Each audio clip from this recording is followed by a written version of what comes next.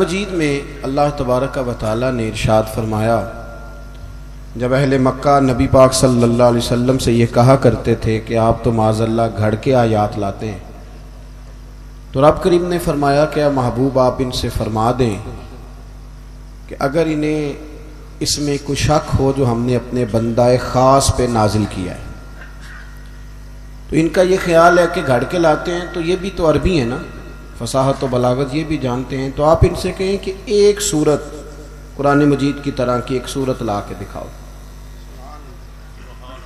یہ اتنا بڑا چیلنج ہے کہ کافروں کے پاس اگر اس کا جواب ہوتا تو وہ کبھی بھی بدر اور احد میں تلواریں لے کے نہ آتے، اس کا جواب ہی نہیں تھا۔ فرمایا وَإِن كُنتُمْ فِي رَيْبٍ مِّمَّا نَزَّلْنَا عَلَىٰ عَبْدِنَا، اگر تمہیں اس میں کوئی شک ہو جو ہم نے اپنے بندہ خاص پہ نازل فرمایا ہے، تو فَأْتُوا بِسُورَةٍ مِّن مِّثْلِهِ، تو پھر اس کی مثل ایک سورت لے کے آؤ، اور ایک دو تین چار لوگ نہیں۔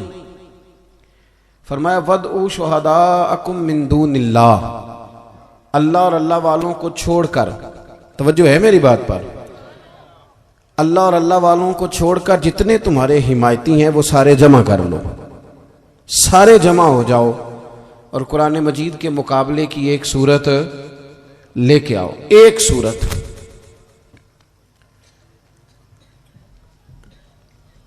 اور فرمایا لے آؤ ان کنتم صادقین، اگر تم سچے ہو۔ اور پھر قرآن مجید نے اگلی آیت میں خود ہی جواب دے دیا، فرمایا فَإِن لَمْ تَفْعَلُوا، اگر تم نہ لا سکے، میری طرف دیکھیے گا جی، فرمایا اگر تم نہ لا سکے وَلَن تَفْعَلُوا، اور تم ہرگز لا بھی نہیں سکتے، اگر تم نہ لا سکے اور تم لا سکتے بھی تو فَاتَّقُوا النَّارَ الَّتِي وَقُودُهَا النَّاسُ وَالْحِجَارَةُ، تو پھر اس آگ سے ڈر جاؤ جس کا ایندھن آدمی اور پتھر ہے، پھر باز آ جاؤ، پھر قرآن مجید کی مخالفت کرنا چھوڑ دو۔ قرآن مجید فرقان حمید اللہ تبارک و تعالیٰ کی لا ریب اور بے عیب کتاب ہے۔ قرآن مجید ایک مکمل دستور حیات ہے۔ قرآن پاک انسان کے باطن کی حفاظت فرماتا ہے۔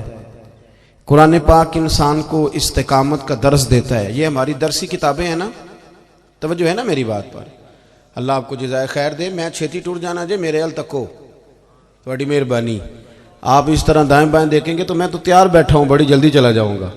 اللہ آپ کو جزائے خیر دے، تھوڑا موقع دیں، آپ سے بات کر رہا ہوں، اللہ تعالیٰ آپ کو برکتیں عطا فرمائے۔ میرے عزیز دوست، قرآن مجید فرقان حمید وہ نصاب زندگی ہے جو مکمل دستور حیات عطا کرتا ہے۔ آپ کو پتہ ہے کہ ہمارا جو اسکولوں اور کالجوں کا نصاب ہوتا ہے نا، وہ پورا بورڈ بیٹھ کے بناتا ہے، 2 4 5 لوگ نہیں وہ بناتے، ہم اس نصاب کے قائل ہیں، اور ہم سمجھتے ہیں کہ جدید تعلیم جو ہے اس کو اگر اس نیت سے پڑھا جائے کہ ہم جدت پیدا کر کے جدید لوگوں کو دین کے قریب کریں گے تو وہ کوئی بری بات نہیں، لیکن ایک مکمل بورڈ بیٹھتا ہے، مکمل بورڈ، اور وہ بیٹھ کر کے نصاب بناتا ہے، لیکن 2 4 سال گزرتے ہیں تو پتہ چلتا ہے نصاب میں کمزوریاں ہیں، نصاب بدل دیا جاتا ہے۔ الحمدللہ تعالی ہر روز لوگ نصاب بدلتے ہیں، بہت بڑی بڑی یونیورسٹیاں، وقت نہیں ہے ورنہ میں آپ کو بتاؤں کہ آکسفورڈ کا نصاب کتنی دفعہ بدلا ہے اور وہ کن کن چیزوں کی تبدیلیاں کرتے رہتے ہیں، یہاں روز رنگ بدلتے ہیں اور سائنسدانوں کے نظریے بدلتے ہیں، پر جو شے نہ کبھی بدلی ہے نہ بدلے گی وہ اللہ کی کتاب ہے، وہ کبھی تبدیل نہیں ہوگی اس میں کبھی۔ یہ الگ بات ہے کہ قرآن مجید فرقان حمید کی تعلیم پر وہ توجہ نہیں دی جاتی جو دی جانی چاہیے، اس کے باوجود مدارس کا رزلٹ بڑا عمدہ ہے، بڑا شاندار ہے۔ آپ کو ہر شہر میں، ہر گاؤں میں، ہر محلے میں مسجد ملتی ہے، تو مسجد کی جو ضرورت ہوتی ہے، جو عملہ ہوتا ہے، جو سٹاف ہوتا ہے، اس میں سب سے ضروری امام صاحب ہوتے ہیں، سب سے زیادہ ضروری۔ پھر رمضان المبارک میں ایک مکمل حافظ کی ضرورت ہوتی ہے جو وہاں قرآن مجید سنائے۔ یہ مدارس کی کامیابی آپ دیکھیں، مدارس کی، کہ بغیر حکومتی سرپرستی کے مدرسے چلتے ہیں، اور عام لوگ، سادے لوگ جنہیں کوشش کر کے کاٹ دیا جاتا ہے معاشرے سے، وہ اداروں کو چلاتے ہیں۔ اس کے باوجود ان کی کارکردگی کا یہ عالم ہے کہ رمضان میں مسجدیں تھوڑی ہوتی ہیں، حافظ زیادہ ہوتے ہیں، مسجدیں نہیں ملتی، بہت سارے حافظ رہ جاتے ہیں قرآن مجید سنانے سے۔ یہ مدارس کی کارکردگی ہے۔ اور آپ کو کبھی ایسا نہیں ملا ہوگا، کبھی کسی پیپر میں آپ کو اشتہار نہیں پڑھنا پڑا ہوگا کہ جناب مسجد کا خطیب نہیں مل رہا، کبھی نہیں۔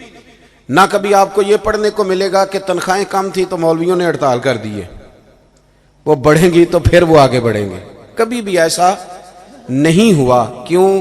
اس لیے کہ یہ قرآن میرے رب کریم کا کلام ہے، اس کے اندر اللہ تبارک و تعالیٰ نے ایک چاشنی پیدا کیا، ایک حسن ہے۔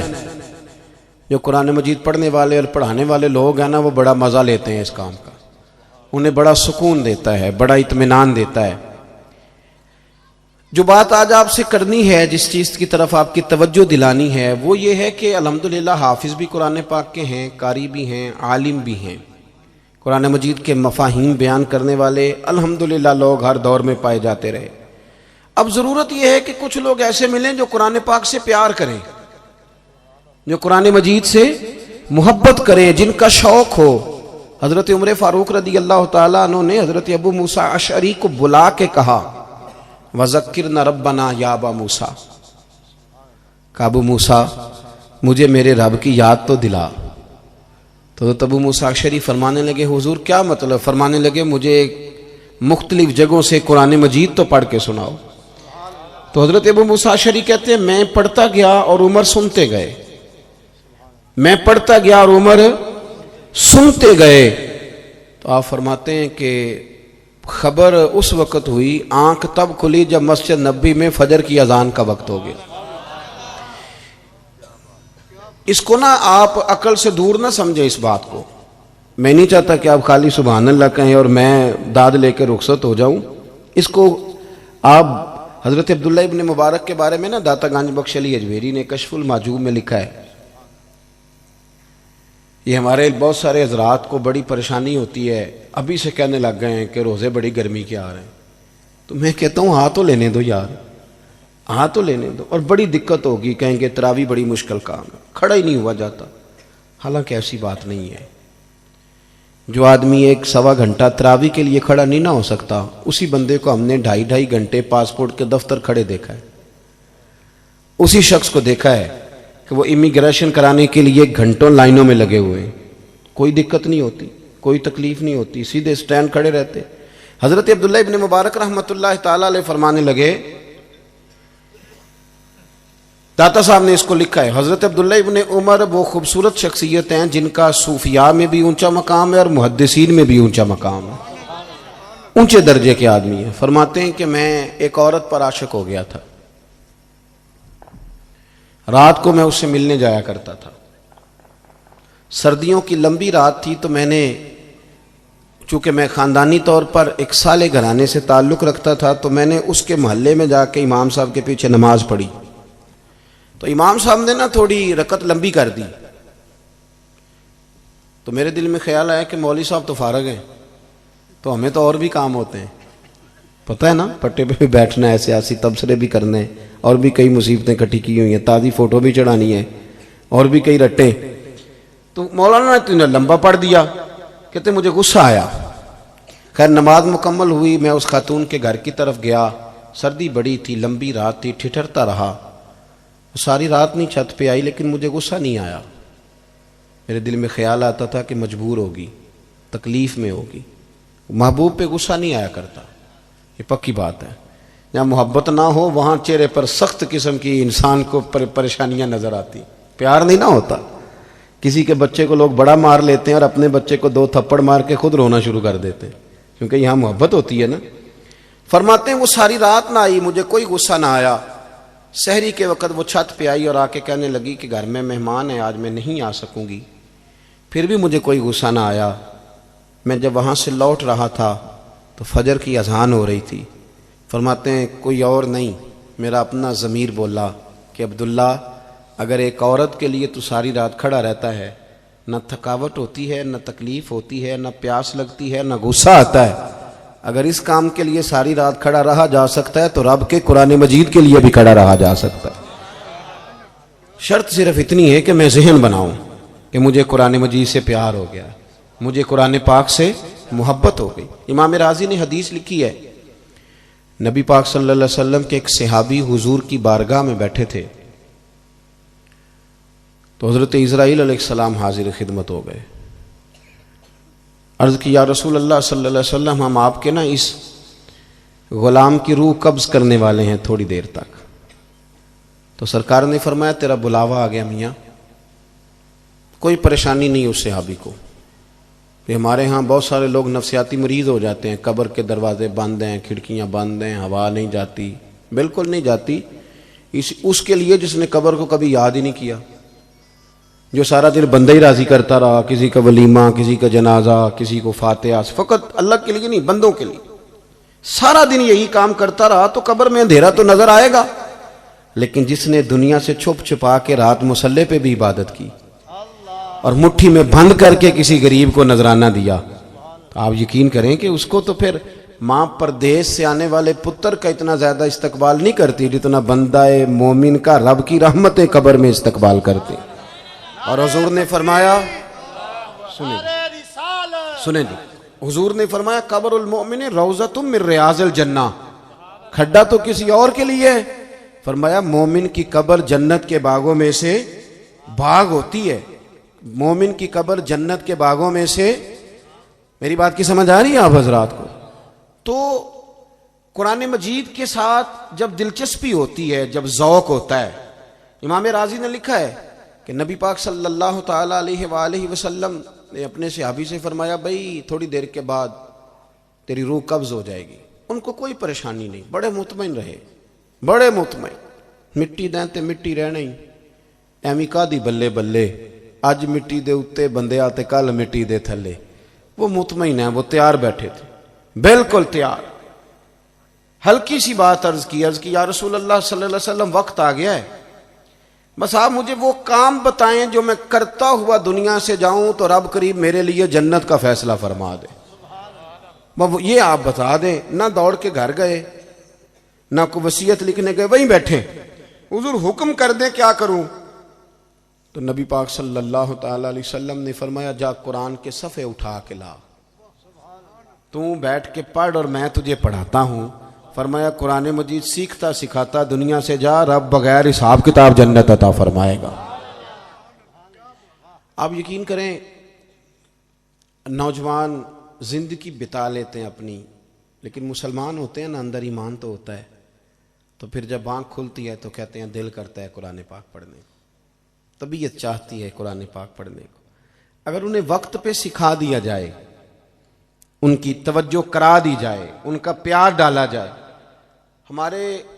جب ہماری طبیعت ہوتی ہے نا لیکچر دینے کو, تو پھر ہم گھر کے اندر آ کے لیکچر شروع کرتے ہیں بچوں پہ. ہم کہتے ہیں تم نماز نہیں پڑھتے اس لیے میری روزی میں برکت کوئی نہیں, تم سویرے قرآن مجید نہیں کھولتے تو ساری بے برکتی. ہمارا پروگرام بن جاتا ہے نا لیکچر دینے کا, تو شروع ہو جاتے. حالانکہ اس طرح نہیں بچے قرآن مجید پڑھیں گے, اس طرح تھوڑی نماز پڑھیں گے. بہترین طریقہ یہ ہے کہ آپ مصلی بچھا لیں گھر میں.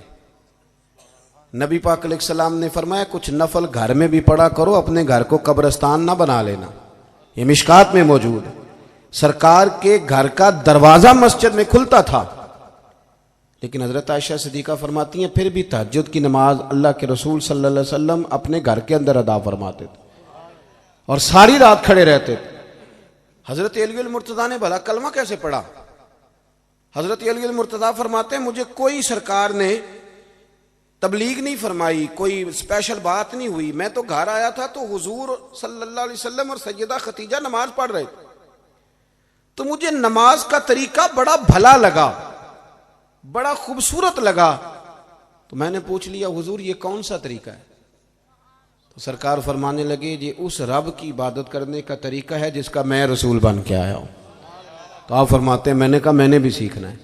آپ مصلی بچھائیں, آپ کا جو 2 سال کا بچہ جسے بولنا نہیں آتا وہ بھی آپ کے ساتھ آ کے سجدے میں لیٹ جائے گا, لیکن شرط یہ ہے کہ آپ کام کریں. قرآن مجید کی ترویج کیسے ہوگی؟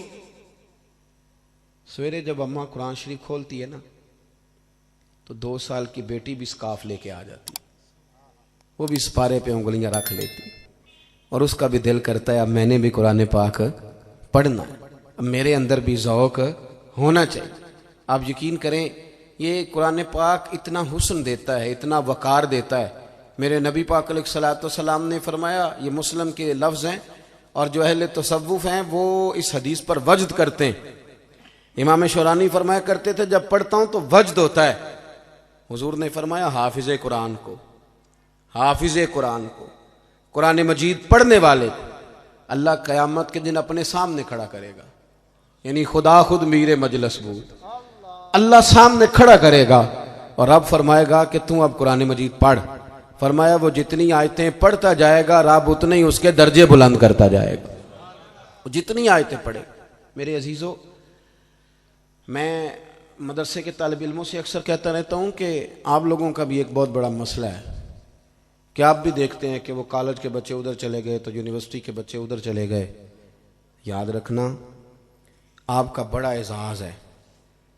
جو آدمی اپنا اعزاز سمجھ لیتا ہے وہ کبھی احساس کمتری کا شکار، آپ کا بڑا اعزاز ہے. بخاری مسلم میں حدیث ہے، نبی پاک علیہ السلام نے فرمایا دو لوگوں پر رشک کرو. کہو کیا بات ہے ان کی، رشک کرو، حکم دیا حضور نے. یا رسول اللہ کون کون سے؟ فرمایا ایک جسے اللہ نے مال دیا ہو وہ صبح بھی اللہ کے راستے میں خرچ کرے اور شام بھی اللہ کے راستے میں خرچ کرے، اور دوسرا وہ جسے اللہ نے قرآن کا علم دیا ہو، وہ صبح بھی لوگوں کو قرآن مجید کی تعلیم دے اور شام بھی لوگوں کو قرآن پاک کی تعلیم دے. دوستو، اپنے بچوں کی توجہ آپ تب کرا سکیں گے جب آپ خود جائیں گے، خود بھی کسی مدرسے میں جائیں، کسی قاری صاحب کے پاس بیٹھیں، ان سے کہیں کہ جناب مہربانی فرمائیں میرا قرآن مجید سنیں. یہ کچھ جگہ مجھے شبہ ہوتا ہے کہ میں ٹھیک نہیں پڑھتا، تو ذرا میرے ساتھ توجہ کریں. اپنے مدارس کی مضبوطی میں کردار ادا کریں، شوق پیدا کریں مدارس کی مضبوطی کا. اب مدارس علماء کو بنانے پڑتے ہیں، بڑے بڑے جتن کرنے پڑتے ہیں، اور چندہ دینے والے پھر جو نخرہ دکھاتے ہیں وہ بھی بڑا باکمال ہوتا ہے، بڑا باکمال. اور ایسی ایسی باتیں سننے کو ملتی ہیں کہ وہ انسان کئی رات سو نہ پائے. آپ نے بھی فیکٹری لگا لی ہے، اب آپ بھی پیسے کھائیں گے. بڑی بڑی داستانیں سننے کو ملتی ہیں. یہ اب علماء مدارس بنانے لگے ہیں، ورنہ پہلے تو نواب سیٹھ مالدار آدمی مدرسہ بناتا تھا، اور مدرسہ تعمیر کر کے وہ کہا کرتا تھا کہ جناب میں نے ادارہ بنا دیا ہے، میں ساری تنخواہیں دوں گا، آپ نے بیٹھنا ہے، پڑھنا اور پڑھانا ہے. آپ تاریخ پڑھ لیں، سارے مدارس نوابوں نے سیٹھوں نے بنائے. اب ہمارا مزاج ہی نہیں، اب تو سیاسی سا رنگ ہوتا ہے. آپ محلے میں کسی کو کہہ دیں کہ جناب آپ نے مسجد کے ساتھ تعاون کرنا ہے تو پہلے اسے صدر بنانا پڑتا ہے، دینا بھی عہدہ پڑتا ہے، وہ والا جو پاکستان کا سب سے بڑا آئینی عہدہ ہے یہ دینا پڑتا ہے. پھر صدر بھی پریشان ہوتا ہے کہ میں صدر ہوں اور اسمبلی میں نے توڑی نہیں کبھی بھی، اس کو بھی بڑی ٹینشن ہوتی. تھوڑا ذوق بنائیں، پیار کریں مدارس کے ساتھ. یہ پتہ ہے کتنے اعلیٰ لوگ ہیں، ان کی تعریفیں کی قرآن پاک نے. آپ دوسرا پارہ پڑھیں تو اصحاب صفہ کی باقاعدہ تعریف فرمائی. فرمایا غریب لوگ ہیں پر لا یسألون الناس الحافا، کسی سے لپٹ کر سوال نہیں کرتے، خودداری میں رہتے. نبی پاک علیہ السلام ان کو کھانا دیتے، صحابہ میں مدرسے کے طالب علموں کو تقسیم کرتے، پھر حضور نے ان کی شادیاں کرائیں، پھر نبی پاک نے ان کو مکانات بنا کے دیے. حضور نے مکمل ان کی توجہ ان کی طرف رکھی. قرآن پاک سے پیار کریں، اداروں سے پیار کریں. مجھے کالج میں بھی کوئی 4 سال پڑھنے کا موقع ملا. میرے ایک پروفیسر صاحب ٹیچر کہنے لگے کہ آپ کسی دن آئیں ہمیں کچھ باتیں سنائیں. میں حاضر ہوا تو فرمانے لگے کہ کالج اور مدرسے میں کیا فرق دیکھا.